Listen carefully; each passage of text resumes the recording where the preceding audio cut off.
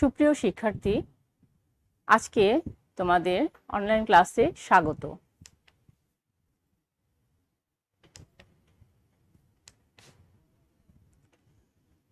Rajshahi college কর্তৃক আয়োজিত online ক্লাসে আমি তোমাদের সাথে আছি নাসরিন আক্তার বানু, সহকারী অধ্যাপক, রাষ্ট্রবিজ্ঞান বিভাগ, রাজশাহী কলেজ, রাজশাহী। আজকে আমি তোমাদের পৌরনীতি এবং সুশাসনের প্রথম পত্রের সপ্তম অধ্যায়ের সরকার কাঠামো সম্পর্কে আলোচনা করব এবং ইতিপূর্বে আমরা সরকারি কাঠামো সম্পর্কে অনেকগুলো আলোচনা করেছি। আজ সরকার কাঠামোর আর কিছু অংশ বাকি আছে এবং সরকারের অঙ্গসমূহ আলোচনা করব। আজকে তোমাদের এই সরকার কাঠামোর পঞ্চম ক্লাস আমি তোমাদের নিচ্ছি। আশা করি তোমরা সবাই আমার সাথেই থাকবে। আজকে আমি তোমাদের সাথে আলোচনা করব উত্তম সরকারের বৈশিষ্ট্য, সরকারি বিভাগ বা অঙ্গসমূহ, আইনসভা, আইনসভার গঠন, ক্ষমতা এবং কার্যাবলী। প্রিয় শিক্ষার্থী, তবে তোমাদের একটু পূর্বের ক্লাস আলোচনা করা দরকার, কারণ তোমরা ইতিপূর্বেই সরকার কাঠামো সম্পর্কে অনেক কিছু কিন্তু জেনেছো, যে বিভিন্ন দেশের সরকার কাঠামো কেমন হয় বা সেই সব সরকার কাঠামোর রূপ সম্পর্কে তোমরা জেনেছো। আমরা দেখেছি যে সেই সব সরকার ব্যবস্থায় বৈশিষ্ট্যসমূহ, তারপরে দোষ গুণ, তারপরে এক এক দেশের সরকার ব্যবস্থা এক এক রকম ছিল। তো আমরা উত্তম সরকার ব্যবস্থা যাওয়ার আগেই আমরা সেই সরকারের পূর্বের একটু আলোচনাগুলো তোমাদের হয়তো মনে আছে, তোমরা যারা ক্লাস করেছো। এই আগের ক্লাসগুলো আমরা করেছি গণতন্ত্র, একনায়কতন্ত্র, এককেন্দ্রিক সরকার, রাষ্ট্রপতি শাসিত সরকার। তারপরে তোমরা দেখে থাকবে যে সেখানে হচ্ছে আমরা বিভিন্ন ধরনের সরকার, যেমন সামরিক সরকার, রাজতান্ত্রিক সরকার, তারপরে দেখেছো ধর্মতন্ত্র, সমাজতন্ত্র। তো এই যে আমরা বিভিন্ন ধরনের সরকার ব্যবস্থা সম্পর্কে আলোচনা করলাম এবং তোমরা দেখলে যে বিভিন্ন দেশের সরকার ব্যবস্থা কিন্তু এক এক দেশে এক এক রকম, তাই না? কোথাও আমরা দেখেছি একনায়কতন্ত্র, কোথাও দেখেছি রাজতন্ত্র, কোথাও সামরিক শাসন, আবার কোথাও আমরা দেখেছি ধর্মতন্ত্র। তো তোমরা কিন্তু সরকারের এই যে এই রূপ সম্পর্কে যখন তোমরা দেখলে বা ক্লাসগুলো তোমরা একটু ফলো করলে, তাহলে কিন্তু তোমরা অনেক ব্যবস্থা সম্পর্কে জেনে গেছো যে সরকার কিরকম হতে পারে। আর একটা বিষয় শিক্ষার্থী, যে তোমাদের কিন্তু তোমরা 22 সালের পরীক্ষার্থী, সেই জন্য তোমাদের কিন্তু সরকার কর্তৃক একটা নির্দেশনা আমরা পেয়েছি যে তোমাদের পরীক্ষাটাও কিন্তু সংক্ষিপ্ত সিলেবাসে হবে। সেই সিলেবাসে কিন্তু এই চ্যাপ্টারটা কিন্তু ইনক্লুড করা আছে এবং তোমরা বুঝতেই পারছো যে এই চ্যাপ্টারটা কিন্তু অনেক গুরুত্বপূর্ণ। এই জন্য আমি কিন্তু প্রথম থেকেই তোমাদের বলে আসছি যে এটা কিন্তু অনেক গুরুত্বপূর্ণ একটা চ্যাপ্টার, কারণ এখান থেকে প্রত্যেকটা দেশের বা প্রত্যেকটা রাষ্ট্রের রূপ বা সরকারের রূপ তোমরা কিন্তু জানতে পারবে। এবং যদি তোমরা একটু মনোযোগ সহকারে পড়ো, আমি আশা রাখবো যে তোমাদের কোনো মানে ভুল হবে না, যে একটা দেশের রাষ্ট্রের সরকার কিরকম হতে পারে বা সেখানকার আইনসভা বা সেখানকার শাসন বিভাগ কিরকম ভাবে চলতে পারে, তোমরা প্রকৃষ্টভাবে সেগুলা কিন্তু জানতে পারবে। সেজন্য আমি বলছি যে এই চ্যাপ্টারটা আসলে কিন্তু অনেক গুরুত্বপূর্ণ এবং তোমাদের জন্য অনেক সুফল বয়ে নিয়ে আসবে যদি তোমরা ক্লাসগুলো ঠিকমতো একটু ফলো করো, তাহলে বুঝতে পারবে। তো আজকে চলো আমরা চলে যাই যে উত্তম সরকারের বৈশিষ্ট্যগুলা কিরকম হওয়া উচিত, বা এ পর্যন্ত আমরা যে সরকার ব্যবস্থাগুলো আলোচনা করলাম, তো এই সরকার ব্যবস্থার পরিপ্রেক্ষিতে একটা উত্তম সরকার কেমন হবে সেটা আমরা কিন্তু একটু দেখি। শিক্ষার্থী, তোমরা দেখেছো যে আসলে একটা দেশের সরকার ব্যবস্থা কেমন হওয়া উচিত তা সে দেশের প্রচলিত অবস্থার উপরে কিন্তু নির্ভরশীল। ভৌগোলিক অবস্থান, আয়তন, জনসংখ্যা, জনগণের অর্থনৈতিক অবস্থা, শিক্ষাগত মান, অর্থনৈতিক ব্যবস্থা, তারপরে সামাজিক ব্যবস্থা, ধর্মীয় এবং সাংস্কৃতিক রীতিনীতি, এই সব কিছুই কিন্তু একটা দেশের কি করে, মান এবং প্রকৃতি কিন্তু নির্ধারণ করে। আর এজন্যই এক দেশে যে সরকার উত্তম বলে বিবেচিত হয়, সে দেশে সেই সরকার ব্যবস্থা অন্য দেশের নাও হতে পারে।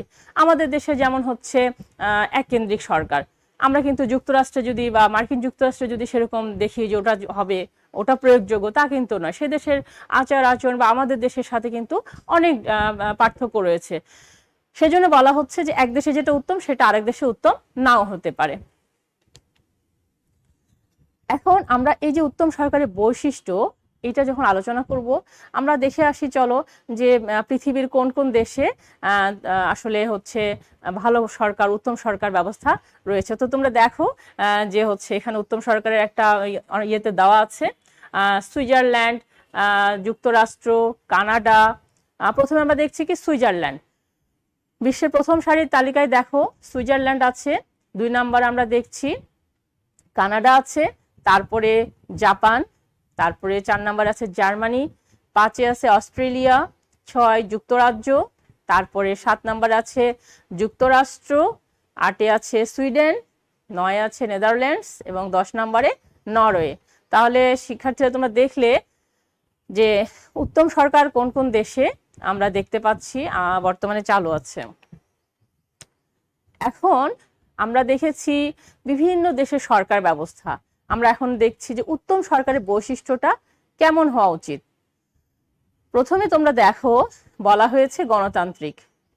আমরা কিন্তু আলোচনা করেছি বিভিন্ন সরকার ব্যবস্থা এবং প্রাচীন দার্শনিকরাও কিন্তু গণতন্ত্রকে খুব একটা উপযোগী শাসন ব্যবস্থা বলে মনে করেনি, কিন্তু বর্তমানে গণতন্ত্র কিন্তু একটা জনপ্রিয় শাসন ব্যবস্থা। তো উত্তম সরকার ব্যবস্থায় কিন্তু কি হতে হবে, গণতান্ত্রিক হতে হবে। যদি সরকার গণতান্ত্রিক হয় বা যেখানে গণতান্ত্রিক ব্যবস্থাগুলা পরিচালিত হয় বা সেখানে গণতান্ত্রিক ব্যবস্থা থাকে, তাহলে কিন্তু সেখানে উত্তম সরকার ব্যবস্থা বৈশিষ্ট্য বলা যেতে পারে। গণতন্ত্র মানে তো জানো যে সেখানে বাক স্বাধীনতা থাকবে, জনগণের প্রতিনিধিত্ব থাকবে, জনগণের মতামতের উপরে সবকিছু থাকবে এবং গণতান্ত্রিক মূল্যবোধকে প্রাধান্য দিতে হবে, সেটাই হচ্ছে গণতন্ত্র বা গণতান্ত্রিক ব্যবস্থা। তো উত্তম সরকারে কিন্তু এই গণতান্ত্রিক ব্যবস্থাটা থাকতে হবে। তারপর আমরা 2 নম্বরে দেখি যে উত্তম সরকারের বৈশিষ্ট্য কেমন হবে, দায়িত্বশীল এবং জবাবদিহিমূলক। এখানে দায়িত্বশীল বলা হচ্ছে এই অর্থে যে সরকার কিন্তু তার কাজের জন্য অবশ্যই কার কাছে দায়ী থাকবে, জনগণের কাছে এবং জনপ্রতিনিধিদের কাছে কিন্তু তার কাজের জন্য দায়িত্বশীল থাকবে এবং সরকারের কাছে জবাবদিহিতামূলক আচরণ করবে। তারা কি কাজ করছে বা তাদের দ্বারা জনহিতকর কাজ হচ্ছে কিনা সেই জবাবদিহিমূলক আচরণ তারা করবে। আর উত্তম সরকারের আরেকটা বৈশিষ্ট্যের মধ্যে পড়ছে যে আইনসভার সার্বভৌমত্ব। উত্তম সরকার ব্যবস্থায় আইনসভা হচ্ছে সার্বভৌম অর্থাৎ চূড়ান্ত ক্ষমতা ভোগ করে থাকবে এবং শাসন বিভাগ বা সরকার আইন বিভাগের কাছে অর্থাৎ আইনসভার কাছে সম্পূর্ণভাবে কি করবে, তার কাজের জন্য দায়ী থাকবে এবং আইনসভা প্রয়োজনে যদি মনে করে যে শাসন বিভাগ অনাস্থা নিয়ে আসা হয়, শাসন বিভাগ তার কাজ ঠিকমতো করছে না বা শাসন বিভাগের প্রতি অনাস্থা আসলো, তো সেখানে মন্ত্রিসভা বা শাসন বিভাগ পদত্যাগ করতে বাধ্য থাকবে। সেজন্য বলা হচ্ছে যে উত্তম সরকার ব্যবস্থায় আইনসভার প্রাধান্য বা আইন সংসদের প্রাধান্যটা এখানে বা সার্বভৌমত্বটা বেশি থাকা দরকার। এটা হচ্ছে উত্তম সরকারের বৈশিষ্ট্য। তারপরে দেখো যে আমরা 4 নম্বরে দেখছি অনুশাসন, আইনের অনুশাসন। তোমরা হয়তো জানো যে আইনের অনুশাসনটা কি। আইনের অনুশাসন এটাই যে আইনের চোখে সবাই সমান থাকবে, এখানে কারোর জন্য বৈষম্যমূলক আচরণ করা হবে না বা কাউকে হয়রানিমূলক ভাবে ধরে নিয়ে যাওয়া হবে না বা কারোর জন্য আইন মানে বেশি, কারোর জন্য আইন কম বা ধনী দরিদ্র, এখানে কোনো ভেদাভেদ থাকবে না। এখানে ধনী দরিদ্র নারী পুরুষ নির্বিশেষে সকলের জন্য আইন সমানভাবে বলা হচ্ছে এবং সবাই কিন্তু এখানে আইনের শাসন সমানভাবে ভোগ করবে এবং সেখানে তাদের আইনের অধিকারটা ভোগ করবে, সেটাকে বলা হচ্ছে আইনের অনুশাসন। এবং উত্তম সরকার ব্যবস্থায় অবশ্যই কি হবে, আইনের শাসনটা থাকবে। তারপর আমরা দেখি যে ক্ষমতার স্বতন্ত্রীকরণ। ঠিক আছে, তোমরা দেখো যে ক্ষমতার স্বতন্ত্রীকরণের কথা বলা হয়েছে। ক্ষমতার স্বতন্ত্রীকরণ মানে কি, আমরা জানি সরকারের 3টা বিভাগ রয়েছে, তাই না? 3টা বিভাগ কি, যে আইন বিভাগ, শাসন বিভাগ আর বিচার বিভাগ। তো এই যে 3টা বিভাগ, এই 3টা বিভাগ একে অপরের থেকে সম্পূর্ণভাবে সেপারেশন হবে, অর্থাৎ কেউ কারো কাজে হস্তক্ষেপ করবে না এবং স্বাধীন এবং স্বতন্ত্রভাবে প্রত্যেকটা বিভাগ কাজ করবে। তাই বলা হচ্ছে যে উত্তম সরকারের যে সরকার ব্যবস্থার বৈশিষ্ট্যের মধ্যে পড়ে ক্ষমতার স্বতন্ত্রীকরণ এবং যেখানে শাসন বিভাগ অবশ্যই বিচার বিভাগ বা আইন বিভাগের উপর অবশ্যই হস্তক্ষেপ করবে না, স্বাধীন এবং স্বতন্ত্রভাবে তাদেরকে কাজ করার সুযোগ দিতে হবে।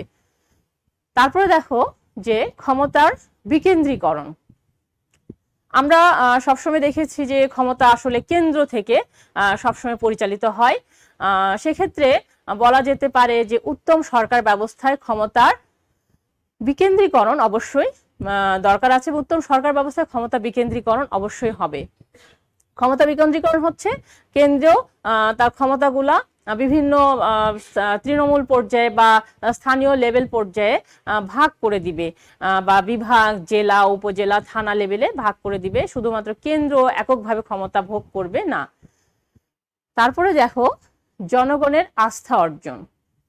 আমরা দেখেছি যে অধিকাংশ রাজনীতিবিদ যখন ক্ষমতায় অধিষ্ঠিত হয় জনগণের আস্থা অর্জন করতে কিন্তু ব্যর্থ হয়ে যায়, কারণ তারা জনগণের ম্যান্ডেট নিয়ে বা জনগণের প্রতিনিধি হয়ে কিন্তু তারা ক্ষমতা লাভ করে বা তারা শাসন ব্যবস্থায় আসে।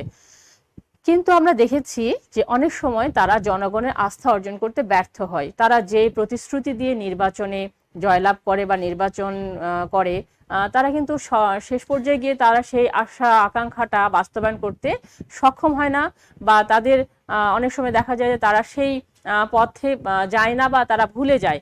তো সেক্ষেত্রে জনগণের আস্থা অর্জনও কিন্তু অনেক সময় ব্যর্থ হয়ে যায়।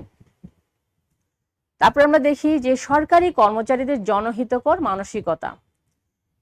উত্তম সরকার ব্যবস্থায় এই যে সরকারি আমলা, আমরা জানি যে সরকারি কর্মচারীদের আমলাতন্ত্র বলা হয় বা আমলা বলা হয়, তারা যখন কি করবে, কাজ করবে, অবশ্যই তাদের মধ্যে জনহিতকর মানসিকতা থাকতে হবে এবং আমাদের যে রাজনৈতিক নেতৃবৃন্দ বা রাষ্ট্রীয় নিয়ন্ত্রণটা সম্পূর্ণ কিন্তু তাদের উপরে, অর্থাৎ আমলাদের উপরে থাকবে।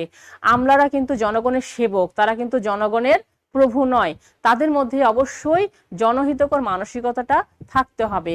উত্তম সরকারের কিন্তু এটা একটা গুরুত্বপূর্ণ বৈশিষ্ট্য, যেন রাজনীতিবিদরা আমলাদের ক্রীড়নকে পরিণত না হয়। তারপরে দেখো শিক্ষার্থীরা যে মুক্ত ও স্বাধীন প্রচার মাধ্যম। আমরা জানি একটা গণতান্ত্রিক রাষ্ট্রে একটা মুক্ত বা স্বাধীন প্রচার মাধ্যম অবশ্যই প্রয়োজন, কারণ মানুষের বাক স্বাধীনতাটা কিন্তু অবশ্যই একটা গুরুত্বপূর্ণ ব্যাপার। এখানে উত্তম সরকার ব্যবস্থায় জনগণ কি হবে, যে স্বাধীন এবং প্রচার মাধ্যমে তাদের মতামত ব্যক্ত করতে পারবে, তারা সরকার কি কাজ করছে তারা সেভাবে কিন্তু তারা জানতে পারবে। ফলশ্রুতিতে তারা কিন্তু সরকারের ভালো মন্দটা দেখে কিন্তু তারা তাদের মতামতটা দিতে পারবে। সেজন্য একটা উত্তম সরকার ব্যবস্থায় কিন্তু মুক্ত এবং স্বাধীন প্রচার মাধ্যমটা অবশ্যই দরকার আছে। 10 দেখো যে গণতান্ত্রিক ঐতিহ্য।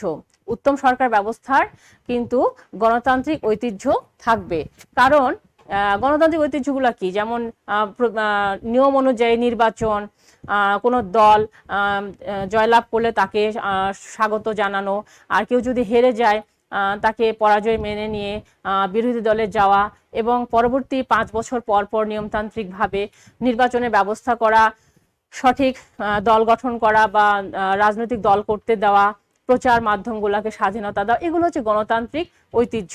তো এই গণতান্ত্রিক ঐতিহ্য কিন্তু উত্তম সরকারের একটা বৈশিষ্ট্য। সর্বোপরি আমরা দেখি যে সহনশীল। আমাদের দেশের উত্তম সরকারের মধ্যে যে একটা বৈশিষ্ট্য, সেটা কিন্তু সহনশীল হতে হবে, একে অপরকে সহ্য করার ক্ষমতা থাকতে হবে, পরম সহিষ্ণুমূলক আচরণ করতে হবে। কেউ যদি রাজনৈতিক দল করছে বলে বিরোধিতার স্বার্থে বিরোধিতা, এরকম কিন্তু করা যাবে না। একে অপরের প্রতি, প্রত্যেকটা মতাদর্শের প্রতি একটা সহনশীল বা সহ্যমূলক আচরণ, এক একজনের মতাদর্শ এক এক রকম হতেই পারে, তো এই সহনশীলতা কিন্তু থাকতে হবে। তো আমরা দেখলাম যে একটা উত্তম সরকারের বৈশিষ্ট্য কিরকম হওয়া উচিত।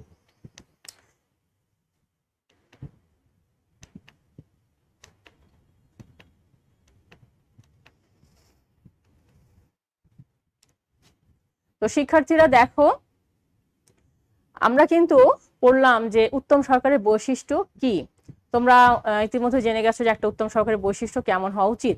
একটু আমরা বাংলাদেশের আলোকে একটু বলি যে আসলে বাংলাদেশে এই পর্যন্ত আমরা অনেক সরকার ব্যবস্থা দেখতে পেরেছি, বাংলাদেশ তো স্বাধীন একটা স্বাধীন দেশ, এবং দীর্ঘদিন উপনিবেশিক শাসনের পরে এবং দীর্ঘ 9 মাস মুক্তিযুদ্ধের পরে আমরা একটা সুন্দর একটা স্বাধীন দেশ পেয়েছি। কিন্তু তারপরেও যে অনেক বছর চলে গেছে, আমরা কিন্তু সেরকম অর্থে উত্তম সরকার ব্যবস্থা কিন্তু দেখতে পারিনি। আমরা কেন দেখতে পারিনি বা এটার পথে বাধা কি সেটা আমরা দেখব। সুষ্ঠু গণতন্ত্র গড়ে ওঠেনি। এখানে যে গণতান্ত্রিক পরিবেশের কথা বলা হয়, যে অনেক সময় সুষ্ঠুভাবে সেই গণতন্ত্রটা গড়ে ওঠেনি। অনেক সময় সরকার ব্যবস্থা বা রাজনৈতিক অসাধুতা, বিভিন্ন কারণে কিন্তু গণতন্ত্র গড়ে ওঠেনি। আর বারবার সামরিক হস্তক্ষেপও কিন্তু এই দেশে উত্তম সরকার পথে একটা বাধা হয়ে দাঁড়িয়েছিল। এই জন্য আমরা দেখেছি যে স্বাধীনতার পর থেকে সামরিক সরকার তাদের অবৈধ ক্ষমতা লিপ্সা থেকে তারা ক্ষমতা দখল করেছিল এবং দীর্ঘদিনভাবে তারা সেভাবে শাসন করেছিল। সেই জন্যে গণতন্ত্রটা ঠিকমতো গড়ে ওঠেনি। তারপর আমরা দেখি যে দায়িত্বশীলতার অভাব। আমরা দেখেছি যে উত্তম সরকার ব্যবস্থায় অবশ্যই সরকারকে কি হতে হবে, দায়িত্বশীল হতে হবে। সরকার যদি দায়িত্বশীল না হয় তাহলে কিন্তু কখনোই হবে না। তো আমরা দেখেছি যে এখানে অনেক সরকার ব্যবস্থা আমরা দেখেছি যে তারা তাদের কাজের প্রতি কিন্তু দায়িত্বশীল ছিল না, এবং তারা কিন্তু জনগণের কাছে জবাবদিহিমূলক আচরণও কিন্তু তারা করে নাই। আইনের অনুশাসনের অভাব। অনেক সময় দেখা যায় যে বৈষম্যমূলক আচরণ, আইনের অনুশাসনের অভাব। তারা কি করে, বৈষম্যমূলক আচরণ করে, যে কোনোভাবেই তারা যে যখন দেখা যাচ্ছে যে যার যেই দল তাকে সেইভাবে সাপোর্ট করা, বা ধনী দরিদ্র শুধু ধনীরা আইনের শাসন ভোগ করবে, দরিদ্ররা তারা বিচারের অভাবে বিচারের ইয়েতে তারা কাঁদছে, তাদেরকে দেখা হয় না। তো এই ধরনের আইনের অনুশাসনও কিন্তু অনেক সময় লক্ষ্য করা গেছে। আবার অনেক সময় দেখা যাচ্ছে অবৈধ কালা কানুন তৈরি হচ্ছে, বা তাদের সেইভাবে তাদের উপরে প্রয়োগ করা হচ্ছে, সে অবৈধ আইন, অবৈধ কালা কানুনগুলা প্রয়োগ করা হচ্ছে। তো এই যে আইনের অনুশাসন অভাবের কারণেও কিন্তু উত্তম সরকার আমরা অনেক সময় দেখতে পাইনি। তারপরে যেটা আমরা দেখেছি যে ক্ষমতার স্বতন্ত্রীকরণ। উত্তম সরকার অবশ্যই কি করতে হবে, ক্ষমতার স্বতন্ত্রীকরণ করতে হবে। কিন্তু আমরা দেখেছি যে দীর্ঘ অনেক বছর সরকাররা ছিলেন, তারা কিন্তু ক্ষমতার স্বতন্ত্রীকরণটা কখনোই সম্ভব, কারণ শাসন বিভাগ অনেক সময় বিচার বিভাগের উপরে হস্তক্ষেপ করে, যার ফলে বিচার বিভাগ কিন্তু তারা স্বচ্ছভাবে বিচার কার্য সম্পন্ন করতে পারে না। তো এখানে কিন্তু উত্তম সরকারের পথে একটা বিশাল বাধা। ক্ষমতার বিকেন্দ্রীকরণ। এই যে ক্ষমতার বিকেন্দ্রীকরণ, ক্ষমতাকে কি করতে হবে, স্থানীয় পর্যায়ে দিতে হবে। বাংলাদেশে অনেক সময় ক্ষমতা কেন্দ্রের মধ্যে রাখা হয়, ক্ষমতাকে স্থানীয় পর্যায়ে বা তৃণমূল পর্যায়ে কিন্তু দেওয়া হয় না, যার ফলশ্রুতিতে দেখা যায় যে সেখানে হচ্ছে উত্তম সরকার ব্যবস্থা কিন্তু কার্যকর ভূমিকা পালন করতে পারে না, বা উত্তম সরকার গঠনই হয়নি। জনগণের আস্থা অর্জনে ব্যর্থতা। ওই যে আমরা বলেছি যে জনগণের আস্থা অর্জন করতে হবে। জনগণের যেই উদ্দেশ্যে জনগণের কাছ থেকে ভোট নেওয়া হইলো, নির্বাচনের সময় যেই প্রতিশ্রুতি দেওয়া হলো, সেই প্রতিশ্রুতি কিন্তু পরবর্তীতে কি করে, যে তারা কিন্তু সেই প্রতিশ্রুতি অনুযায়ী কিন্তু ক্ষমতায় গিয়ে তারা সেটা পালন করতে ব্যর্থ হয়, আর সেই জন্য জনগণ তাদের উপরে আস্থা হারিয়ে ফেলে। এবং আমরা দেখেছি উত্তম সরকার এখানেও তার ব্যর্থতায় পর্যবেসিত হয়। আমলাদের দৌরাত্ম্য। আমরা প্রথমে দেখেছি যে আমলা কি হবে, জনগণের সেবক হবে, তাই না? কিন্তু দেখা যাচ্ছে যে আমলা জনগণের সেবক না হয়ে তারা কিন্তু জনগণের প্রভুর মতো আচরণ করে, এবং তাদের নিয়ন্ত্রণটা সম্পূর্ণভাবে রাষ্ট্রের উপরে কিন্তু নিয়ে নেয়, এবং রাজনৈতিক নেতৃবৃন্দ তাদের কিন্তু ক্রীড়ানকে পরিণত হয়ে যায় এবং তাদের কথায় চলাফেরা করতে শুরু করে দেয়। তো যার ফলশ্রুতিতে কি হয়, যে উত্তম সরকার গঠন আমরা দেখে দিচ্ছি যে অনেক সময় বাধাগ্রস্ত হয়ে পড়েছে। প্রচার যন্ত্রের উপরে অহেতুক সরকারি হস্তক্ষেপ। যে মিডিয়াগুলো আছে সেখানে কিন্তু সরকারি হস্তক্ষেপ অনেক সময় দেখা যায় যে তাদের কথা মতোই কিন্তু তাদেরকে চলতে বাধ্য করা হয়, যার ফলশ্রুতিতে তাদের বাক স্বাধীনতা অর্থাৎ তাদের প্রচার স্বাধীনতাটা অনেক সময় তারা ভোগ করতে পারেন, এবং জনগণ অনেক সঠিক তথ্য থেকে কিন্তু তারা হচ্ছে অনেক সঠিক তথ্য থেকে বঞ্চিত হয়। তারপরে আমরা দেখি সহনশীলতার অভাব। এখানে উত্তম সরকারের যে একটা ব্যাপার সবচেয়ে যেটা দরকার, যে সহনশীলতা। একে অন্যের প্রতি কাদা ছোড়াছুড়ি মনোভাব, ব্যক্তিগত আক্রমণ, এগুলা কিন্তু আমার মানে বাংলাদেশে এটা একটা কমন ব্যাপার যে কেউ রাজনীতিতে জয়লাভ করলো তাকে কোনোভাবে মেনে নেওয়া হয় না। আবার কেউ যদি বিরোধী দলে থাকে বিরোধিতার স্বার্থে বিরোধিতা করে বা ব্যক্তিগতভাবে বিভিন্নভাবে আক্রমণাত্মক কথাবার্তা, একে অন্যের প্রতি দোষারোপ, তাদের মধ্যে একটা শত্রুতা মনোভাবাপন্ন, তারা নিয়মতান্ত্রিক বা গণতান্ত্রিক উপায়ে তারা কিন্তু সংসদে গিয়ে সেটা করে না, অনেক সময় তারা বাইরে এভাবে তাদের যে সহ্য বা পরম সহিষ্ণুতার অভাব সেটা কিন্তু দেখায়। তো আমরা দেখলাম শিক্ষার্থীরা যে বাংলাদেশে উত্তম সরকার ব্যবস্থার পথে যে বাধাগুলা সেগুলা কিন্তু খুবই একটা গুরুত্বপূর্ণ বাধা দেখা যায়। তো এই বাধাগুলা যদি দূর করা যায় তাহলে কিন্তু উত্তম সরকার প্রতিষ্ঠা করা সম্ভবপর হতে পারে। তো আমরা দেখি যে সমস্যার সমাধানের উপায়গুলা কি কি। প্রথমে দেখো যে গণতন্ত্র প্রতিষ্ঠা, এখানে গণতান্ত্রিক ব্যবস্থা প্রতিষ্ঠা করতে হবে, যেন সামরিক শাসক যেন ক্ষমতায় অধিষ্ঠিত না করতে পারে সেই ব্যবস্থা করতে হবে। আর গণতন্ত্র প্রতিষ্ঠা মানে জনগণের মতামতে মূল্য দিতে হবে, গণতান্ত্রিক উপায়ে সবকিছু করতে হবে। সেই জন্য বলছে যে উত্তম সরকার প্রতিষ্ঠা বা সমস্যা সমাধানের জন্য যেটা প্রথম দরকার সেটা হচ্ছে গণতন্ত্র প্রতিষ্ঠা। তারপরে দেখো যে সামরিক শাসন বিরোধী পদক্ষেপ, আমাদের দেশে বারবার সামরিক শাসন চলে আসছিল। তো এই যে সামরিক শাসকরা যেন বারবার ক্ষমতায় অধিষ্ঠিত হতে না পারে সেজন্য কি হবে, অবশ্যই জনগণকে সচেতন হতে হবে। আর সবচেয়ে বড় কথা যে সংসদীয় বা সংবিধানে এমন কোনো আইন করতে হবে যেন তারা আর কখনো এই দেশের অবৈধভাবে ক্ষমতা দখল করতে না পারে। দায়িত্বশীল সরকার, যে সরকার ব্যবস্থা ক্ষমতায় থাকবে বা যে সরকার অধিষ্ঠিত হবে তাকে অবশ্যই দায়িত্বশীল হতে হবে, তার কাজের প্রতি দায়িত্বশীল থাকতে হবে এবং জনগণের নিকট জবাবদিহিতা করতে হবে। তারপরে আমরা দেখি যে আইনের শাসন প্রতিষ্ঠা, উত্তম সরকার প্রতিষ্ঠার যে সমস্যা সেটা কি করতে হবে, আইনের শাসন প্রতিষ্ঠা করতে হবে। এখানে সকলের জন্য সমানভাবে আইন থাকবে, আর কেউ যেন অবৈধভাবে কাউকে অযাচিতভাবে তাকে বিরক্ত করতে না পারে বা তারপরে কোনো আইন প্রয়োগ করতে না পারে বা অবৈধ কালা কানুন আইন যেন রহিত হয় সেই ব্যবস্থাটা করতে হবে।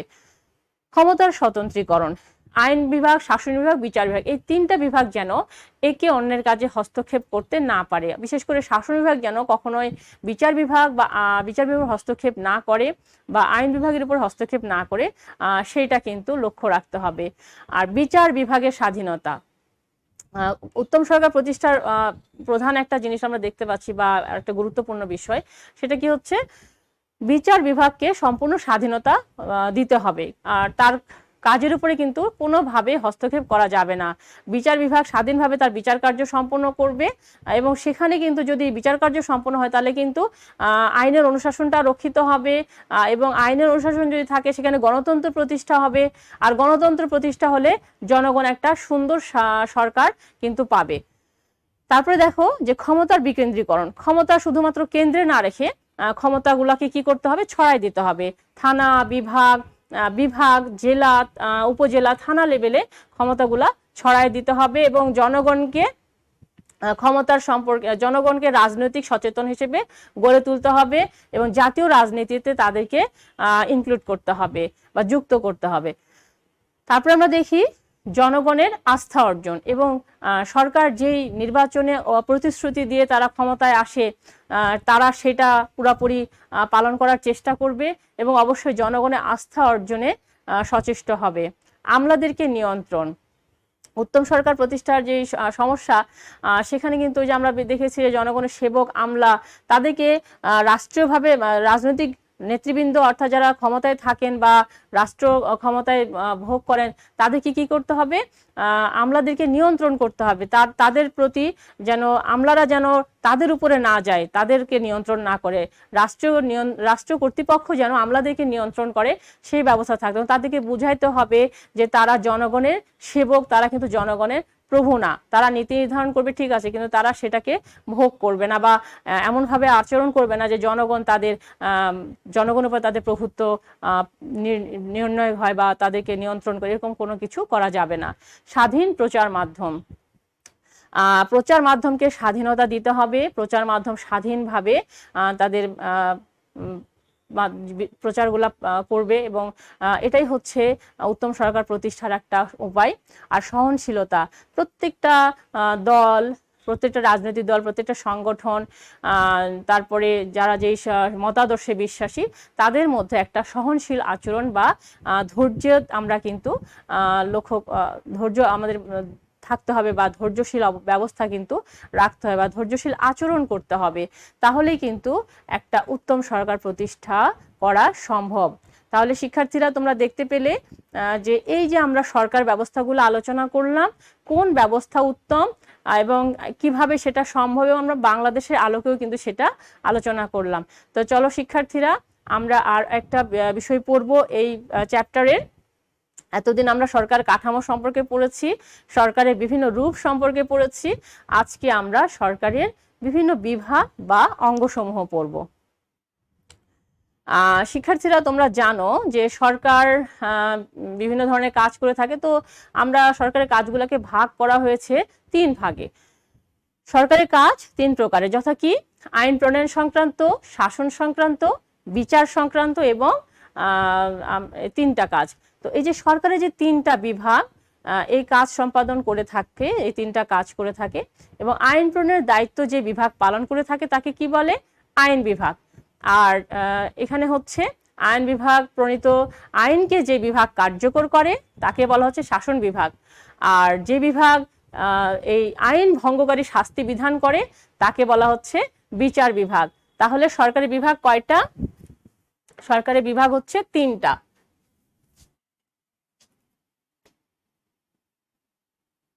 দেখো শিক্ষার্থীরা,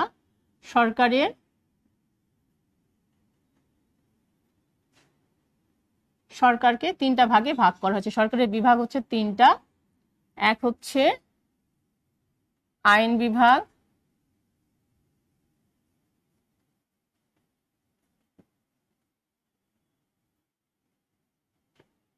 আইন বিভাগ। 2 নাম্বার হচ্ছে বিচার বিভাগ।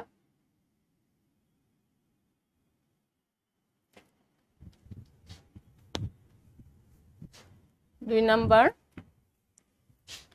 শাসন বিভাগ।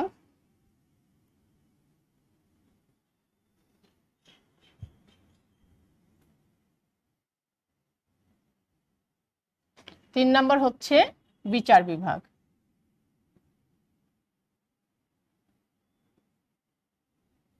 বিচার বিভাগ। তাহলে তোমরা দেখতে পেলে যে এই যে সরকার, এই সরকার ব্যবস্থা হচ্ছে 3 ভাগে ভাগ করা হচ্ছে। একটা হচ্ছে আইন বিভাগ, একটা হচ্ছে শাসন বিভাগ, আর একটা হচ্ছে বিচার বিভাগ। সরকারের কাজ হচ্ছে আমরা দেখেছি 3 বিভাগ। তাহলে এই যে আইন বিভাগ কি করে? আইন প্রণয়ন করে। আইন বিভাগ কি করে? আইন প্রণয়ন করে। আর বিচার বিভাগ, শাসন বিভাগ কি করে? যে শাসনটা হচ্ছে প্রয়োগ করে। হ্যাঁ, শাসনটাকে এই যে আইনটা আছে এই আইনটাকে প্রয়োগ করে। আইন বিভাগ আইন প্রণয়ন করে, আর শাসন বিভাগ সেই আইনটাকে কি করছে?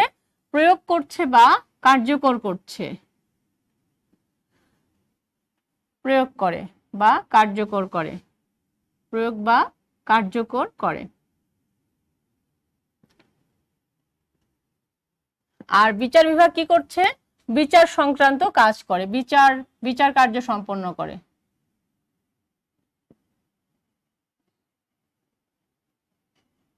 তাহলে সরকারের 3টা বিভাগ, 3 ধরনের কাজ করছে। আইন প্রণয়ন করছে, শাসন বিভাগ আইন প্রয়োগ করে এবং সেটা কার্যকর করে, আর বিচার বিভাগ কি করে? বিচার কার্য সম্পন্ন করে থাকে। তাহলে আমরা দেখি যে এই যে 3টা বিভাগের কাজ আমরা দেখেছি 3 ধরনের।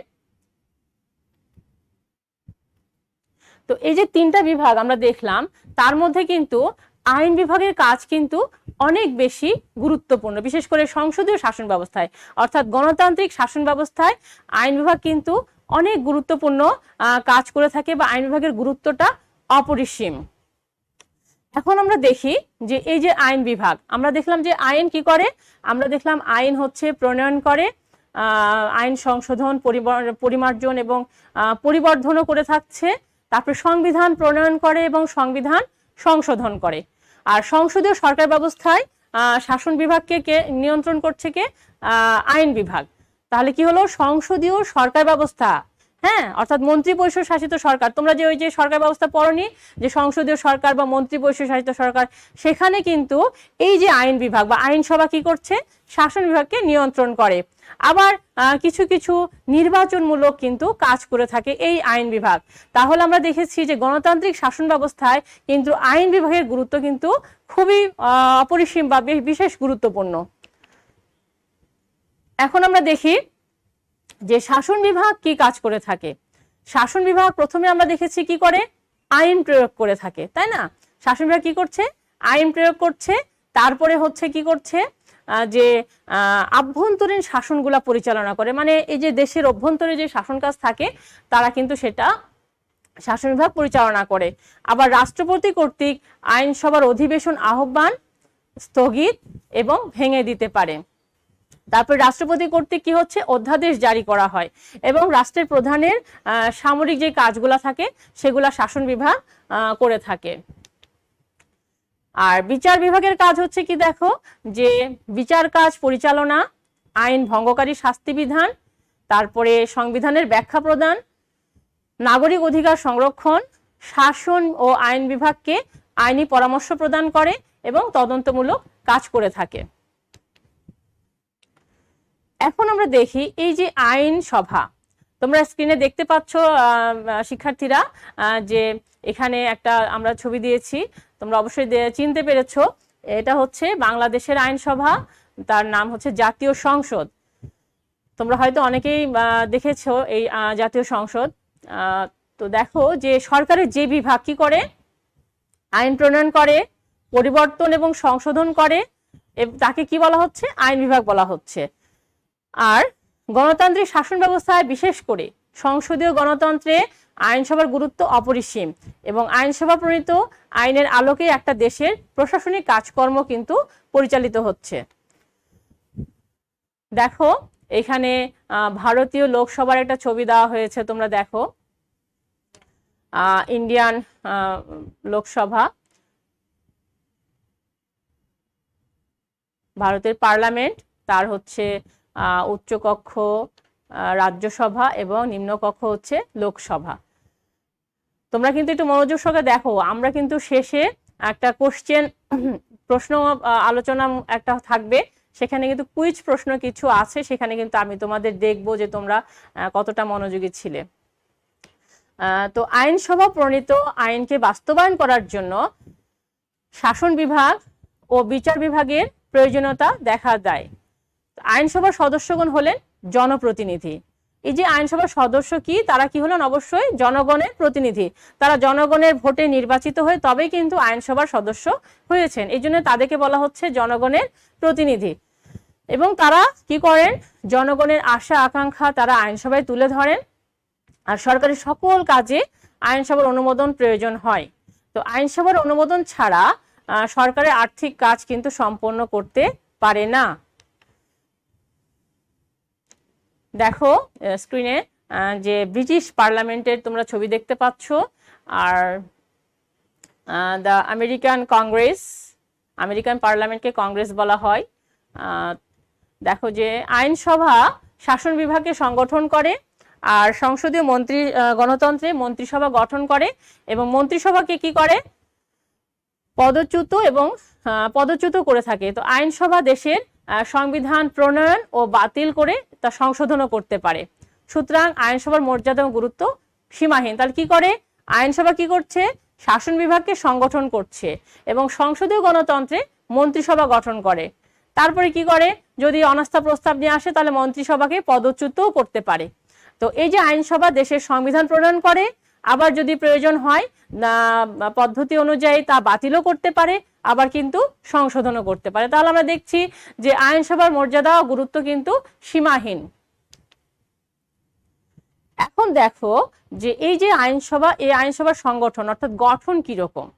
আমরা পৃথিবীর বিভিন্ন রাষ্ট্রে আমরা দেখেছি যে যেখানকার সরকার ব্যবস্থা একরকম না, আবার দেখো যে সব গণতান্ত্রিক দেশের আইনসভা সংগঠনের মাত্রা বা রূপও কিন্তু একরকম নয় বা এক নয়। গঠন কাঠামো, সদস্য সংখ্যা, সদস্য পদের যোগ্যতা অযোগ্যতা, নির্বাচন পদ্ধতি, কার্যকলাপের মেয়াদ প্রভৃতি বিষয়ে বিভিন্ন দেশের আইনসভা সংগঠনের বিভিন্ন মাত্রা বা পার্থক্য লক্ষ্য করা যায়। তবে গঠন কাঠামোর দিক থেকে বর্তমানে আইনসভাগুলোকে আবার কিন্তু দুই ভাগে ভাগ করা যায়, যথা এক কক্ষ বিশিষ্ট আইনসভা আর একটা হচ্ছে দ্বিকক্ষ বিশিষ্ট আইনসভা। তো এই যে এক কক্ষ বিশিষ্ট আইনসভা, ঠিক আছে, আইনসভা তাহলে কয় কক্ষ বিশিষ্ট আইনসভা তাহলে কি হচ্ছে, আমরা দেখি যে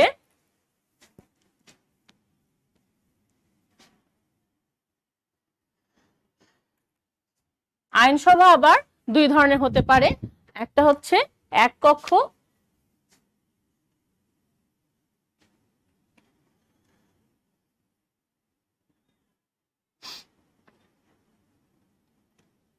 আইনসভা, দুই ধরনের, তাই না? একটা হচ্ছে এক কক্ষ বিশিষ্ট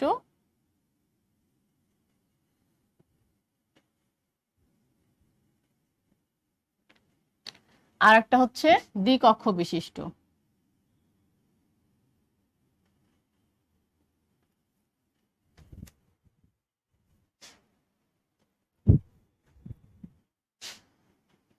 দ্বিকক্ষ বিশিষ্ট।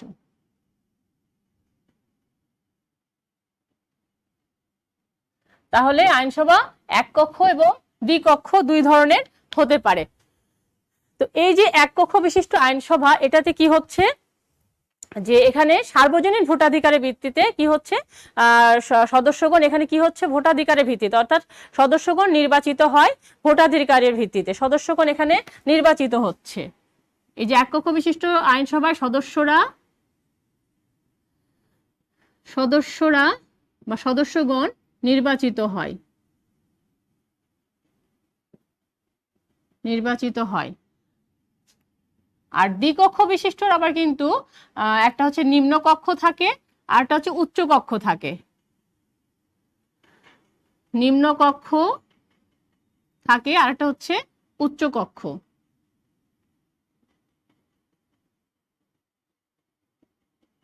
হ্যাঁ, তাহলে নিম্ন কক্ষের সদস্যরা কি হচ্ছে, দ্বিকক্ষ বিশিষ্ট আইনসভা সার্বজনীন ভোটাধিকার ভিত্তিতে সংগঠিত হচ্ছে। এর ফলে জনপ্রিয়তা ক্রমবর্ধমান হারে, কিন্তু অপরদিকে দ্বিকক্ষ বিশিষ্ট আইনসভার নিম্নকক্ষের সদস্যগণ প্রত্যক্ষ নির্বাচনের মাধ্যমে নির্বাচিত হচ্ছে। তাহলে এই যে নিম্নকক্ষের সদস্যরা কি হচ্ছে, প্রত্যক্ষ ভোটের মাধ্যমে নির্বাচিত হচ্ছে। প্রত্যক্ষ নির্বাচনের মাধ্যমে সদস্যরা কি হয়, সদস্যরা প্রত্যক্ষ নির্বাচনের মাধ্যমে নির্বাচিত হয়, প্রত্যক্ষভাবে নির্বাচিত হয়। আর উচ্চ কক্ষের গুলো হয় কি, প্রথমে উত্তরাধিকার সূত্রে, তারপরে মনোনয়নের ভিত্তিতে,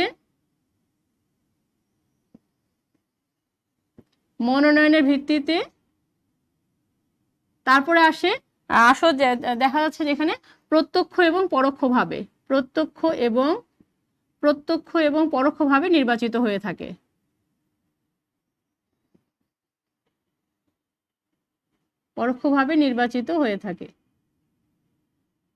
নির্বাচিত হয়। তাহলে শিক্ষার্থীরা তোমরা দেখলে যে এই যে আইনসভা, এটা হচ্ছে কি এক কক্ষ বিশিষ্ট এবং দ্বিকক্ষ বিশিষ্ট। এই যে এক কক্ষ বিশিষ্ট সদস্যরা কি হয়, আর প্রত্যক্ষভাবে নির্বাচিত হয়, আর এখানে দ্বিকক্ষ বিশিষ্ট আইনসভায় নিম্নকক্ষ এবং উচ্চকক্ষ থাকে। নিম্নকক্ষের সদস্যরা প্রত্যক্ষভাবে কিন্তু নির্বাচিত হচ্ছে, আর উচ্চকক্ষের সদস্যরা কি হয়, উত্তরাধিকারের সূত্রে, আবার মনোনয়নের ভিত্তিতে, আবার প্রত্যক্ষ এবং পরোক্ষভাবে কিন্তু নির্বাচিত হয়ে থাকে। তাহলে এখানে এক কক্ষ বিশিষ্ট আইনসভা সার্বজনীন ভোটাধিকারের ভিত্তিতে সংগঠিত হয় বলে এর জনপ্রিয়তা কিন্তু ক্রমবর্ধমান। আর এখানে আর দ্বিকক্ষ বিশিষ্ট আইনসভার এখানে নির্বাচন আমরা দেখছি যে উত্তরাধিকার সূত্রে হয়ে থাকে, দুই ধরনের থাকে, উত্তরাধিকার সূত্রে, মনোনয়নের মাধ্যমে, প্রত্যক্ষ বা পরোক্ষ নির্বাচনের মাধ্যমে হয়ে থাকে। তাহলে আমরা এক কক্ষ বিশিষ্ট আইনসভা আমরা দেখি যে যখন একটি রাষ্ট্রের আইনসভা কি হয়, একটি মাত্র কক্ষ বা পরিষদ নিয়ে গঠিত হয়, তখন তাকে এক কক্ষ বিশিষ্ট আইনসভা বলে। যেমন বাংলাদেশের আইনসভা বা জাতীয় সংসদ। আর সার্বজনীন প্রাপ্তবয়স্কের ভোটাধিকারের ভিত্তিতে কিন্তু নির্বাচিত হন। এক কক্ষ বিশিষ্ট আইনসভা আমরা বিভিন্ন দেশে দেখতে পারি, যেমন বাংলাদেশে আছে, তুরস্ক, নিউজিল্যান্ড, ফিনল্যান্ড প্রভৃতি রাষ্ট্র। তোমরা ছবিতে দেখতে পাচ্ছ স্ক্রিনে যে ফিনল্যান্ডের পার্লামেন্টের আমরা ছবি দেখতে পাচ্ছি। এখন আসো দ্বিকক্ষ বিশিষ্ট আইনসভা। ছবিতে দেখো যে ফ্রান্সের পার্লামেন্টের ছবি দেওয়া হয়েছে। ফ্রান্সের পার্লামেন্ট কিন্তু দ্বিকক্ষ বিশিষ্ট। দুইটি কক্ষ বা পরিষদ নিয়ে যখন আইনসভা গঠিত হয় তখন তাকে কি বলা হয়, দ্বিকক্ষ বিশিষ্ট আইনসভা বলে। তো এরূপ আইনসভার প্রথম কক্ষকে নিম্নকক্ষ আর দ্বিতীয় কক্ষকে বলা হয় কি, উচ্চকক্ষ। শিক্ষার্থীরা মনে রাখবে যে প্রথম কক্ষকে বলা হয় কি, আইনসভার দ্বিকক্ষ বিশিষ্ট, নিম্নকক্ষে প্রথম কক্ষকে বলা হচ্ছে নিম্নকক্ষ আর দ্বিতীয় কক্ষকে বলা হচ্ছে কি, উচ্চকক্ষ। আর দ্বিকক্ষ বিশিষ্ট আইনসভা উদাহরণ আমরা দেখি যে মার্কিন যুক্তরাষ্ট্র, যুক্তরাজ্য, কানাডা, ফ্রান্স, ভারত প্রভৃতি রাষ্ট্র, এগুলোতে আমরা দেখি কি দুইটা কক্ষ বিশিষ্ট আইনসভা। তো এগুলোর আবার আইনসভার দুটা কক্ষের একটা করে আবার নামও আছে। আর তোমরা দেখবা যে এখানে হয়তো আমি তোমাদের যুক্ত করি নাই যে এক একটা দেশের পার্লামেন্টের নাম কিন্তু এক এক রকম।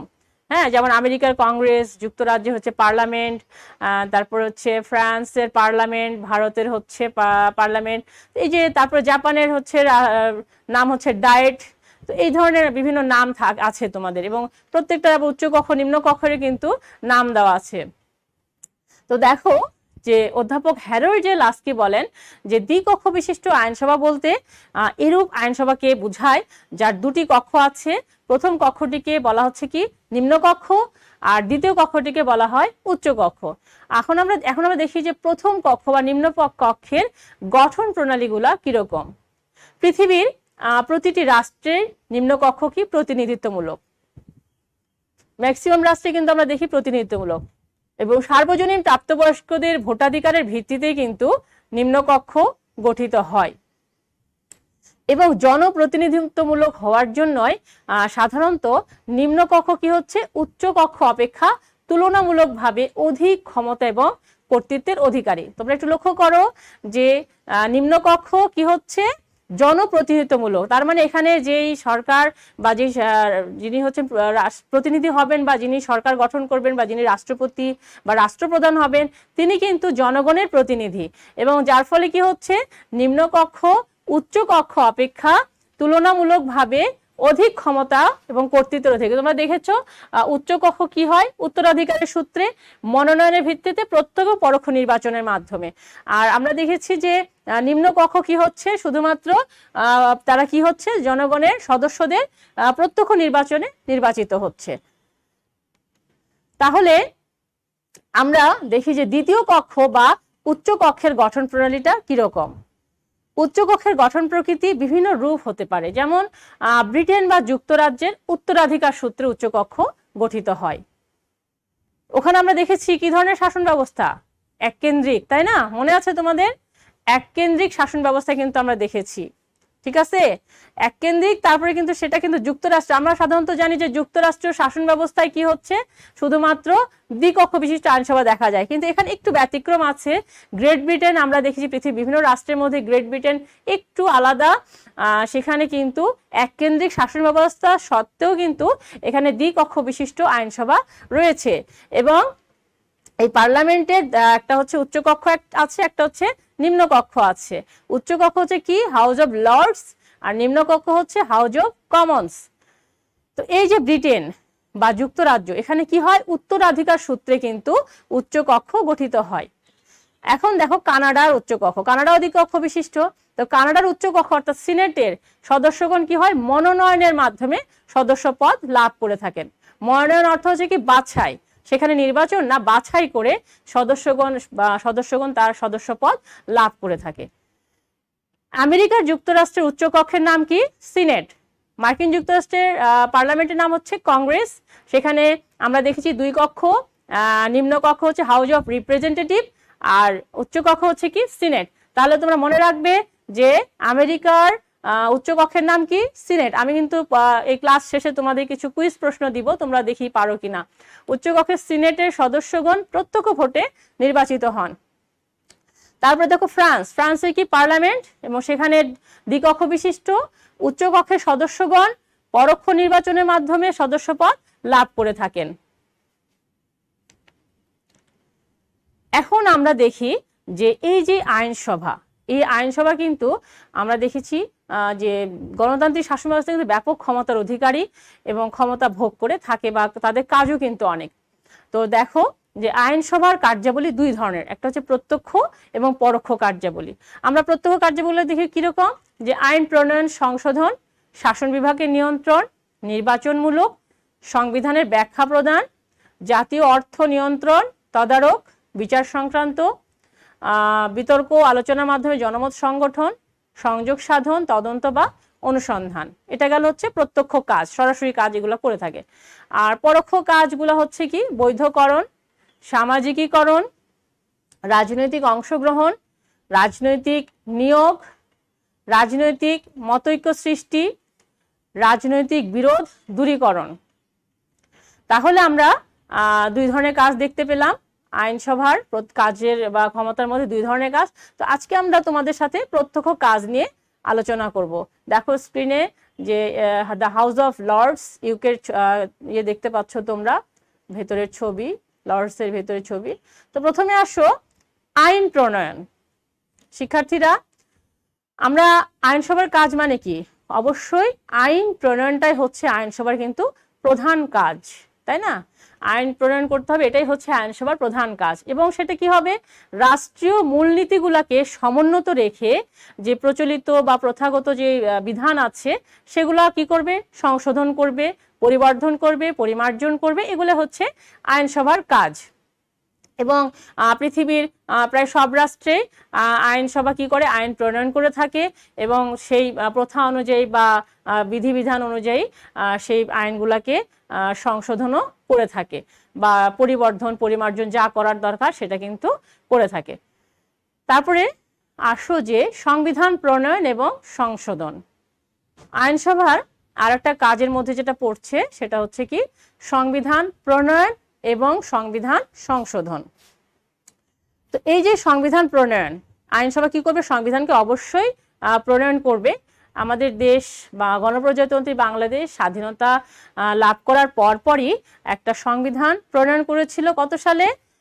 তোমরা হয়তো জানো কি জানো না, যে 1972 সালের 4 নভেম্বর সংবিধান প্রণয়ন হয় এবং 1972 সালের 16 ডিসেম্বর থেকে এই যে সংবিধানটাকে গৃহীত হয় বা সংবিধান কার্যকর হয়। তাহলে আমরা বলতে পারি যে সংবিধানের তৈরি বা আইনসভা কি করে? সংবিধান প্রণয়ন করে। আমাদের বাংলাদেশ করেছিল কত সালে? স্বাধীনতার পর 1972 সাল থেকে আমাদের সংবিধান কার্যকর হয়েছে। এবং প্রথা অনুযায়ী বা যদি সংশোধন প্রয়োজন হয়, আইনসভা কি করবে? সংশোধন করে থাকে। এবং প্রায় বিশ্বের বিভিন্ন দেশেই কিন্তু এটা দেখা যায় যে সংবিধান প্রণয়ন করে, সংবিধান সংশোধনও করে থাকে। তারপরে দেখো যে সংবিধানের ব্যাখ্যা প্রদান। আইনসভার যে কাজ, আইনসভা কি করবে?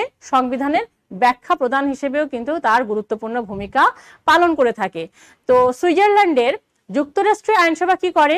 তার সংবিধানের চূড়ান্ত ব্যাখ্যা প্রদান করে থাকে। বুঝতে পেরেছো স্টুডেন্টরা, যে সংবিধান শুধু প্রণয়নও করছে না, আইন প্রণয়নই শুধু করে না, সংবিধান আইন প্রণয়ন করছে, আইনসভা সংবিধান প্রণয়ন করছে এবং সংশোধন করছে। আবার কি হচ্ছে? যে সংবিধান তার হচ্ছে ব্যাখ্যা প্রদান করছে, যে তার কাজের সংবিধান কি করছে? আইনসভা কি করছে? সংবিধানের ব্যাখ্যা প্রদান করে থাকছে। তারপরে আসো যে জাতীয় অর্থ নিয়ন্ত্রণ এবং তদারক। এই যে আইনসভা কি হচ্ছে, যদি সংসদীয় ব্যবস্থা আমরা দেখি বা গণতান্ত্রিক শাসন ব্যবস্থায় দেখি, তাহলে এই যে আইনসভা এটা কি হচ্ছে, জাতীয় অর্থ তহবিলের একজন অভিভাবক বা রক্ষাকর্তা হিসেবে কিন্তু অনেক গুরুত্বপূর্ণ ভূমিকা পালন করে থাকে। তারা কি করে, যে এই যে আইনসভার অনুমতি ব্যতি রেখে কিন্তু কি হবে, যে কর ধার্য করা যাবে না।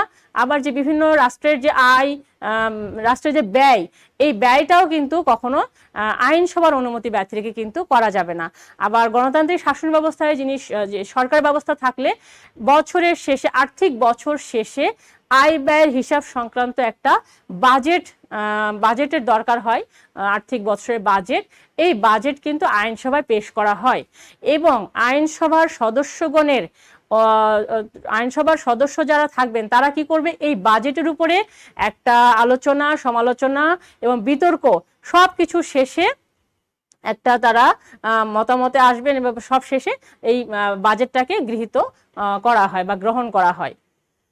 তাহলে শিক্ষার্থীরা তোমরা দেখলে যে আইন প্রণয়ন করছে, সংবিধান প্রণয়ন এবং সংশোধন করছে, সংবিধানে ব্যাখ্যা প্রদান করছে, তারপরে জাতীয় অর্থ নিয়ন্ত্রণ এবং তদারক এসব কিন্তু কে করে, আইনসভায় করে থাকছে। তারপরে আমরা দেখি শাসন সংক্রান্ত। আইনসভা শুধু এই কাজগুলাই করে না, শাসন সংক্রান্ত বিভিন্ন কাজও কিন্তু করে থাকে। তো এই যে গণতান্ত্রিক শাসন ব্যবস্থায় বিশেষ করে দেখা যায় যে বিভিন্ন কমিটি গঠন করে শাসন বিভাগের উপরে কিন্তু নিয়ন্ত্রণ করে থাকে। বিশেষ করে মার্কিন যুক্তরাষ্ট্রের যে উচ্চকক্ষ সিনেট, তার অনুমতি নিয়েই বা তার সম্মতিক্রমেই কিন্তু উচ্চপদস্থ যে সকল কর্মকর্তারা আছেন তাদেরকে কিন্তু কি করে, নিয়োগ প্রদান করে কে, রাষ্ট্রপতি। আবার দেখো যে এই যে সিনেট, উচ্চকক্ষের মার্কিন যুক্তরাষ্ট্র উচ্চকক্ষ সিনেট, এর অনুমোদন ছাড়া বা অনুমতি ছাড়া সন্ধি বলো, চুক্তি বলো, তারপরে শান্তি, যুদ্ধ, মানে কোনো কিছুই কিন্তু রাষ্ট্রপতি করতে পারবে না যদি সিনেট অনুমতি না দেয়। তাহলে শিক্ষার্থীরা তোমরা দেখতে পেলে যে আইনসভা কতটা গুরুত্বপূর্ণ ভূমিকা পালন করে থাকে। তারপরে দেখো জনমত গঠন। তো এই যে আইনসভায় তোমরা হয়তো টিভিতে দেখে থাকবে যে পার্লামেন্টে কিভাবে বিভিন্ন ধরনের প্রশ্ন জিজ্ঞাসা হয়, আলোচনা হয়, বিতর্ক হয়, দারুণ একটা পরিস্থিতি। তো সেরকম পরিস্থিতিতে যখন দেখো যে মিডিয়া এগুলো প্রচার করছে, তো সেক্ষেত্রে তোমাদের ভেতরে বা জনগণের ভেতরে একটা কিন্তু মতামত গঠনের কিন্তু একটা চলে আসে যে সরকারের কাজ সম্পর্কে তোমরা কিন্তু জানতে পারছো। সরকারের কাজ যখনই জানতে পারছো তখনই কিন্তু তোমাদের কিন্তু ওই যে মতামত গঠনের মনোভাবটা কিন্তু চলে আসছে। তাহলে এই যে আইনসভার যে আলোচনার মধ্যে দিয়ে কিন্তু জনমত গঠনও হয়ে থাকে। বিচার সংক্রান্ত কাজ, আইনসভা কি করে, বিচার সংক্রান্ত কাজও করে থাকে। বিশেষ করে যখন কোনো অসদাচরণমূলক আচরণ করে আইনসভা কি করে, আইনসভার সদস্যপদ বাতিল করে দিতে পারে। আবার আমরা দেখি যে ব্রিটিশ লর্ড সভা কি হচ্ছে, সে দেশের প্রচলিত যত আইন আছে সেগুলোর আপিল বিভাগের চূড়ান্ত আদালত হিসেবে কিন্তু কাজ করে থাকে। আবার মার্কিন যুক্তরাষ্ট্র যদি মনে করো যে কোনো অপরাধমূলক কাজ করে থাকে, যদি রাষ্ট্রপতি, উপরাষ্ট্রপতি বা বিভিন্ন ধরনের উচ্চপদস্থ কর্মচারীগণ তো অভিযোগ প্রমাণিত হলে তাদেরকে অপসারণও কিন্তু করতে পারে। তো আইন বিভাগের দেখো কত চূড়ান্ত ক্ষমতা, বিচার সংক্রান্ত কাজও কিন্তু তারা করে থাকছে। তারপরে শাসন বিভাগের উপরে নিয়ন্ত্রণ।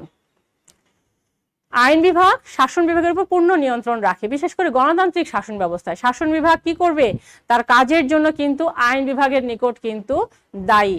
শাসন বিভাগ কার উপরে দায়ী থাকছে, আইন বিভাগের নিকট কিন্তু দায়ী থাকছে তার কাজের জন্য। তারা কি কাজ করছে না করছে সেটা কিন্তু আইন বিভাগ দায়ী থাকছে। আবার এখানে মার্কিন যুক্তরাষ্ট্রের কথা যখন বলা হয় তখন দেখা যাচ্ছে যদি মনে করো যে কোনো প্রকার সন্ধি, চুক্তি, এগুলো সবকিছু কিন্তু আইনসভার উপরে কিন্তু নির্ভর করে। তাহলে আর বিশেষ করে যদি আইনসভার অনাস্থা প্রস্তাব, তারপরে মুলতবি, প্রশ্ন জিজ্ঞাসা, বিতর্ক, এই সব কিছুর মাধ্যমে কিন্তু শাসন বিভাগের উপরে তার নিয়ন্ত্রণ কিন্তু বজায় রেখেছে। তারপরে আসো নির্বাচন সংক্রান্ত। শাসন বিভাগ কিন্তু আইন বিভাগ হচ্ছে নির্বাচন সংক্রান্ত কাজও কিন্তু করে থাকে। যেমন ভারত এবং বাংলাদেশের রাষ্ট্রপতিকে কি করছে, নির্বাচিত করছে কে? আইন বিভাগ। আইন বিভাগের সদস্যদের ভোটে কিন্তু কি হচ্ছে, রাষ্ট্রপতি নির্বাচিত হচ্ছে। তারপরে এখানে মার্কিন যুক্তরাষ্ট্রে যদি রাষ্ট্রপতি উপরাষ্ট্রপতি পদে কোনো ধরনের সমস্যা দেখা দেয়, সেক্ষেত্রে মার্কিন যুক্তরাষ্ট্র উচ্চকক্ষ সিনেটের অনুমতি নিয়ে বা সিনেটের অনুমোদন সাপেক্ষে উপরাষ্ট্রপতিকে নিয়োগ দেওয়া হয়। আর মার্কিন যুক্তরাষ্ট্রের নিম্নকক্ষ হাউস অব রিপ্রেজেন্টেটিভের অনুমোদন সাপেক্ষে রাষ্ট্রপতিকে নিয়োগ দেওয়া হয়। আলোচনা এবং বিতর্ক। আলোচনা এবং বিতর্ক অর্থাৎ রাষ্ট্রীয় যে কোনো সিদ্ধান্ত বা নীতি নির্ধারণ বা যে কোনো কলা কৌশল নেওয়ার জন্য সংসদে বা আইনসভায় বা গণপরিষদে কি হয়, আলোচনা বা বিতর্কমূলক অনুষ্ঠানের আয়োজন করা হয়ে থাকে বা আলোচনা সমালোচনার আয়োজন করা হয়ে থাকে। এভাবে রাষ্ট্রীয় নীতি নির্ধারণ করা হয়ে থাকে এবং রাষ্ট্রীয় কলা কৌশলগুলো নেওয়া থাকে। তারপরে অনুসন্ধানমূলক, যে কোনো অনুসন্ধানমূলক কাজের জন্য আইনসভা একটা কমিটি গঠন করে এবং অনুসন্ধানমূলক ব্যবস্থা কিন্তু করে থাকে। তো শিক্ষার্থীরা, আমরা দেখলাম যে আইনসভা তার কত ধরনের কাজ করে থাকে, তার ক্ষমতা কতখানি। তাহলে আমরা বলতে পারি যে একটা গণতান্ত্রিক শাসন ব্যবস্থায় কিন্তু আইনসভা অনেক গুরুত্বপূর্ণ ভূমিকা পালন করে থাকে এবং সকল কিছু নিয়ন্ত্রণ কিন্তু আইনসভা করে থাকে।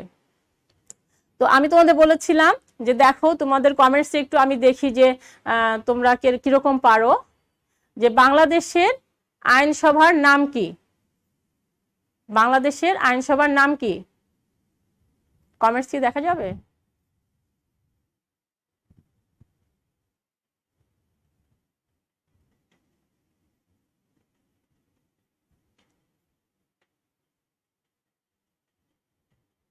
বাংলাদেশের আইনসভার নাম কি?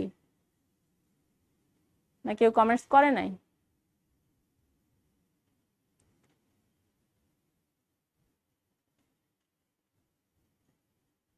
হ্যাঁ, ধন্যবাদ। একজন অ্যান্সার করে, দুইজন তিনজন অ্যান্সার করেছো তোমরা। জাতীয়, সুন্দর, তোমরা পেরেছো। বাংলাদেশের আইনসভার নাম হচ্ছে জাতীয় সংসদ। 2 নম্বর প্রশ্ন, বাংলাদেশের আইনসভা কয় কক্ষ বিশিষ্ট? গ্রেট ব্রিটেন অথবা যুক্তরাজ্যের আইনসভার নাম কি? যুক্তরাজ্যের আইনসভার নাম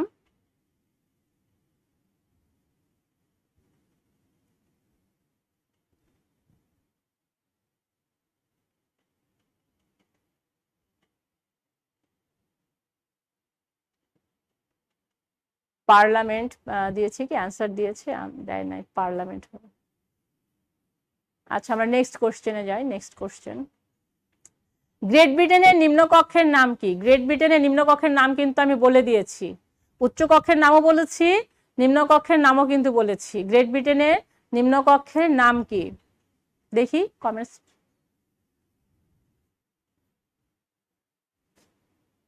পার্লামেন্ট। গ্রেট ব্রিটেনের নিম্নকক্ষের নাম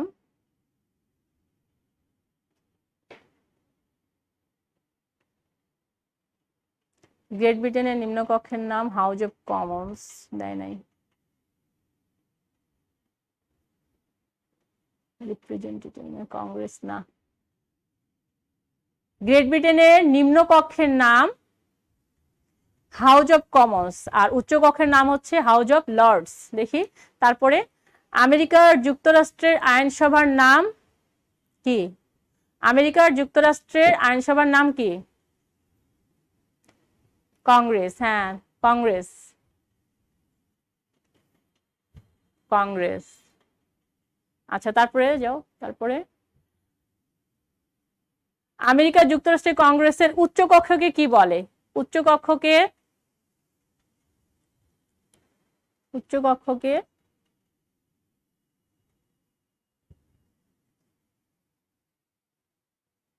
হ্যাঁ, সিনেট। উচ্চকক্ষকে সিনেট বলে। তারপরে যাও। তারপরে, আমেরিকা যুক্তরাষ্ট্রের কংগ্রেসের নিম্নকক্ষের নাম কি? নিম্নকক্ষের নাম রিপ্রেজেন্টেটিভ, হাউস অফ রিপ্রেজেন্টেটিভ। শুধু রিপ্রেজেন্টেটিভ বললে হবে না, হাউস অফ রিপ্রেজেন্টেটিভ বলতে হবে, the house of representative, the house of representative. হ্যাঁ, আচ্ছা নেক্সট, আইনসভার প্রথম কক্ষকে কি বলে? আইনসভার প্রথম কক্ষকে কি বলে?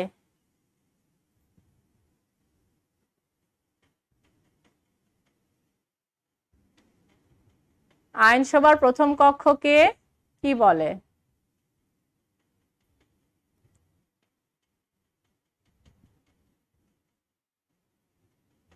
আইনসভার প্রথম কক্ষ